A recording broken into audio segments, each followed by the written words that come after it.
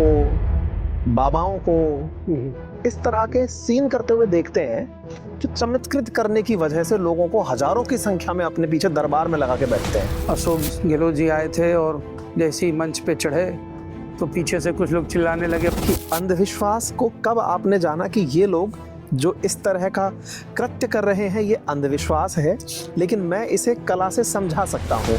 बहुत बड़ा मुझे ऐसा लगता है कि नेटवर्क है जो चाहता नहीं कि इस तरह की स्थिति आए कि जादू जैसी चीज को पढ़ाया जाए। अक्सर घरों में एक बात कही जाती है कि अगर आपके साथ कुछ ऐसा है जो सामान्य नहीं है, वो घटित हुआ है, तो किसी ने आपके ऊपर जादू करा दिया। जो इसका जो सबसे लास्ट स्टेज होता है मास हिप्नोटिज्म जो बोलते हैं कि एक साथ इतने लोग बैठे हैं सबको एक साथ हिप्नोटाइज करना। देखिए जादू क्या है कि ये एक तार्किक शक्ति बढ़ाने का एक बहुत अच्छा माध्यम है। लेकिन जब भी कोई राजस्थान में ऐसी घटना होती है जो राजनीति हो और राजनीति समझ से परे हो, तो कहा जाता है कि गहलोत साहब ने जादू किया है। जैसे धीरेन्द्र शास्त्री जी हैं, आप उनकी जो वीडियोस देखिए दरबार की, तो जो चीजें करते हैं सेम ऐसा ही करने वाले बहुत सारे मेंटलिस्ट मैजिशियन हैं जो सेम चीजें करते हैं। क्या लगता है मोदी जी मास हिप्नोटाइज करते हैं? इतने सारे लोगों को एक साथ बांध कर जो रख लेते हैं। कभी कभी क्या है कि हम लोग भी जिस काम में है इसमें हमारे कंपटीटर्स होते हैं जो अलग अलग तरह की ऐसी गतिविधियां करते हैं कि आपका काम ठीक नहीं है।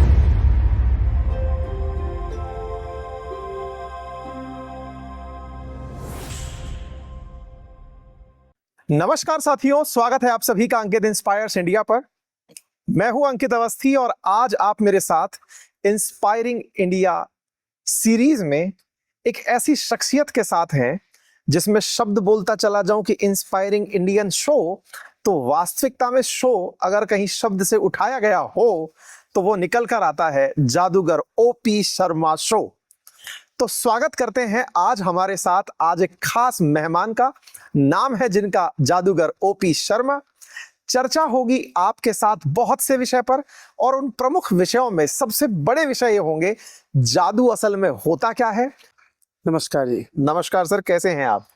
बहुत अच्छे हैं। आपकी इस जयपुर शहर में हम लोग 6वीं बार अपना ये शो लेकर आए हैं और ख़ासतौर से राजस्थान की जो धरती है ये बहुत कला प्रेमी है और कलाकारों का यहाँ बहुत सम्मान होता है। प्रेम के साथ सम्मान भी बहुत है कलाकारों का। तो हम लोग को तो बड़ा रास आता है जयपुर शहर और इसीलिए समय समय पर हम लोग आते रहते हैं और अभी भी लगभग 1 महीना हो गया यहाँ बिरला ऑडिटोरियम में हम लोग को शो करते हुए। बहुत लोगों ने पसंद किया, बहुत सराहा और बहुत सारी संस्थाओं ने मान सम्मान भी दिया, तो बहुत अच्छे हैं। ठीक है, तो आपने शुरुआत में ही ये जानकारी दे दी कि आप जयपुर में हैं, जयपुर के बिरला ऑडिटोरियम में हैं। जादूगर साहब, शुरुआत से शुरू करेंगे। आपके जीवन के कुछ प्रेरणादायक किस्से आपसे ही है। आपका पूरा नाम क्या है? मेरा नाम सत्य प्रकाश शर्मा है और जादुई जगत में मुझे जादूगर ओपी शर्मा जूनियर के नाम से लोग जानते हैं। ये सत्य प्रकाश ओपी शर्मा ये थोड़ा सा कैसे बन गया, मतलब ये क्या है? ये ओपी शर्मा हमारे पिताजी का नाम है और हम लोग उनके ही नाम को आगे बढ़ा रहे हैं। ओपी शर्मा जूनियर के नाम से शो करते हैं। अच्छा, आप मूलतः कहाँ के रहने वाले हैं? हम लोग बाय बर्थ तो हम लोग यूपी में बलिया डिस्ट्रिक्ट है वहाँ के हैं, लेकिन लगभग 50 सालों से कानपुर में है। अच्छा, 50 सालों से आप कानपुर में हैं। जी। तो एक तरह से यूपी के अंदर अगर ये शहर कानपुर पहचाना जाए तो ये एक अतिशोक्ति होगी कि साहब ओपी शर्मा जी का शो वहां पर आपको मिल जाएगा। कानपुर में हमारा जो निवास है, हमारा मुख्यालय है, वो भूत बंगला के नाम से बहुत प्रसिद्ध है और बहुत चर्चित है। 1992 में ये बन के तैयार हुआ था, लगभग 3.5 साल इसको लगा था बनने में और ये मेरे पिताजी का बहुत ड्रीम प्रोजेक्ट था। और पूरा उसको डिजाइन भी हमारे पिताजी ने किया था और खुद लग के उसको तैयार कराया और उसकी बड़ी चर्चा रही बहुत दिनों तक। कोरोना तक हम लोग उसमें आम पब्लिक को अलाउड करते थे, लोग विजिट करते थे। कुछ दिन हम लोगों ने उसके कुछ टिकट भी रखे थे, लेकिन बाद में फ्री कर दिया गया था। लेकिन कोरोना के बाद से फिर बंद कर दिया उसको, मतलब आम पब्लिक के लिए। आपके चेहरे पर मैं जिस तरह से अभी आपका श्रृंगार देख रहा हूँ, गर्मी के इस सीजन में आपने जो वस्त्र धारण किए हैं, निश्चित ही इनकी भी कुछ गर्मी होगी। बहुत। आपने जो सर पर ये ताज धारण किया हुआ है, इसका अपना एक भार होता है, एक जिम्मेदारी होती है। ये सारा की सारा जो गेटअप है, इसको आप कब से धारण कर रहे हैं? ये हम लोग तो जब से कमर्शियल शोज कर रहे हैं, इस तरह की कॉस्ट्यूम ड्रेसें तो अपने शो में शामिल किया हुआ है हम लोगों ने। और हमारे शो की जो ड्रेस वेशभूषा है, जो हमारा ड्रेस की डिज़ाइनिंग है, ये बहुत एक्सक्लूसिव है और ये हमारा अपना डिज़ाइनिंग होता है, जो शो की जो खासियत है उसमें मुख्य भूमिका निभाता है। अच्छा, इस ड्रेस से भी कुछ जादू होता है? इस ड्रेस से तो नहीं होता है, लेकिन बहुत सारी ड्रेसें ऐसी होती हैं जिससे होता है। बचपन में जब हम छोटे थे ना, तो जादू से एक्साइटमेंट के साथ साथ एक भय रहता था। आज जब बड़े हुए तो लगने लगा कि जादू एक कला है, लेकिन ये जो डर से और कला के बीच का सफर है, इसमें बहुत सारे दर्शक आज भी बैठ करके कई सारे सवाल दिमाग में लिए बैठे हैं। जादू, काला जादू, अंधविश्वास, कला, आप इन पर थोड़ा सा विस्तार से बोल पाएं तो हमारे लिए बेहतर। देखिए, यही मेरा जो ड्रीम है, एक सपना, कि जादू को खासतौर से अपने देश में एजुकेशन के साथ इसको जोड़ा जाए। छोटे बच्चों को एज ए चैप्टर पढ़ाया जाए, थोड़े बड़े होने पर एज ए सब्जेक्ट पढ़ाया जाए। आगे इसके प्रोफेशनल इंस्टीट्यूट्स जो जैसे इंजीनियरिंग कॉलेज वगैरह हैं, उसमें भी मैजिक जैसा ब्रांच होनी चाहिए, ताकि ज़्यादा से ज़्यादा लोग इसके लिए अवेयर हों। और जो आज जो अंधविश्वास इतनी बुरी तरीके से फैला हुआ है, और बहुत बड़े स्तर पे इसको ठीक करने की ज़रूरत है। अपने इस बात पर आप थोड़ा और विस्तार से हमें बताएं कि अंधविश्वास को कब आपने जाना कि ये लोग जो इस तरह का कृत्य कर रहे हैं ये अंधविश्वास है, लेकिन मैं इसे कला से समझा सकता हूं?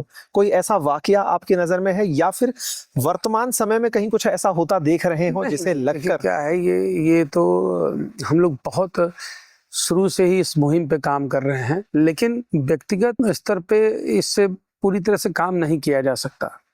इसके लिए सरकार को आगे आना पड़ेगा, बड़े स्तर पे इसके लिए मुहिम चलानी पड़ेगी। आपने बोला ना जादू पढ़ाया जाए, इस बात को लेकर के लोग अभी भी कन्विंस नहीं होंगे। क्यों नहीं होंगे? क्योंकि हमारे पास तर्क नहीं है कि क्यों पढ़ाया जाए। आपका जो तर्क है, जिसको मैं समझ पा रहा हूँ, वो ये है कि अंधविश्वास से बचने के लिए पढ़ाया जाए। बताएं कि जैसे इंजीनियरिंग कॉलेज है, IIT है और बहुत सारे कॉलेज हैं, उसमें मान लीजिए कि मैकेनिकल इंजीनियरिंग क्यों पढ़ाई जाती है? क्योंकि लोग मैकेनिक बन करके काम सुधार पाते हैं, मशीनों को समझ पाते हैं, मशीन बना पाते हैं। ऐसे ही किसी नए जादू की शोध के लिए उसकी जो पढ़ाई जो होनी चाहिए वो पढ़ाया जाए, तो लोग बहुत सारे ऐसे तैयार होंगे जो जादू का प्रदर्शन करेंगे। जैसे कोई मैकेनिकल इंजीनियर बनता है तो वो एक फैक्ट्री डालता है, प्रोडक्शन करता है। ऐसे ही जादूगर तैयार होगा तो वो बहुत सारे जादू के शोज करेगा। आप इसे एज ए स्किल खुद के काम के लिए काम में आने वाली विधा के रूप में विकसित करने की बात कह रहे हैं? जी नहीं, बच्चों के अंदर, और आप बड़ों के लिए भी कह सकते हैं कि ये एक तार्किक शक्ति बढ़ाने का एक बहुत अच्छा माध्यम है। प्रयोग की बात की, प्रयोग विज्ञान को मजबूत बनाते हैं। जादू विज्ञान है या चमत्कार है? पूरी तरह से विज्ञान है।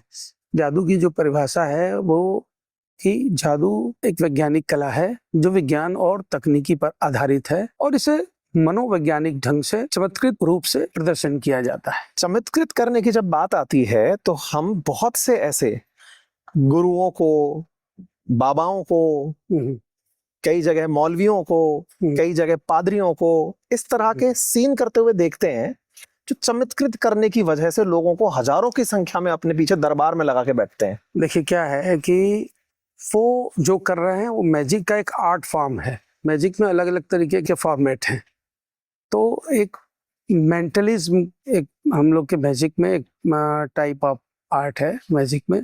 उसके अंदर होता ही यही है कि आपसे बातचीत करके आप क्या सोच रहे हैं, आपके मन में क्या चल रहा है, वो बताया जाता है। वो लोग भी यही करते हैं। मैं सीधे तौर पे उदाहरण लूंगा कि जैसे धीरेन्द्र शास्त्री जी हैं, आप उनकी जो वीडियोस देखिए दरबार की, तो जो चीजें करते हैं सेम ऐसा ही करने वाले बहुत सारे मेंटलिस्ट मैजिशियन हैं जो सेम चीजें करते हैं।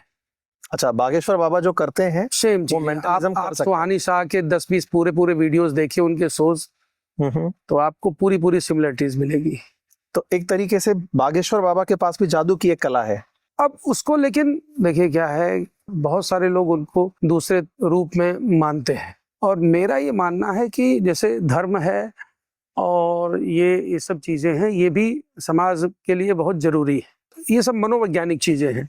किसी को कोई परेशानी हो रही है, महसूस हो रही है, आप उसको कितना भी समझाएं, नहीं समझ में आ रहा, और एक ऐसे गुरुजी के पास ले जाएं, उसने समझा दिया तो तुरंत मान लेता है कि हाँ बाबा जी ठीक कह रहे हैं। तो कुछ हद तक तो इसकी समाज में ज़रूरत है। आपकी अभी ऑन कैमरा ऐसी कौन सी विधा हम देख सकते हैं जिससे इस बात पर कि देखिए मैंने आपके सामने ये मनोवैज्ञानिक खेल किया और आपको पता नहीं चला? देखिए क्या है कि मैंने बताया कि जादू में बहुत सारे ये आर्ट फॉर्म हैं।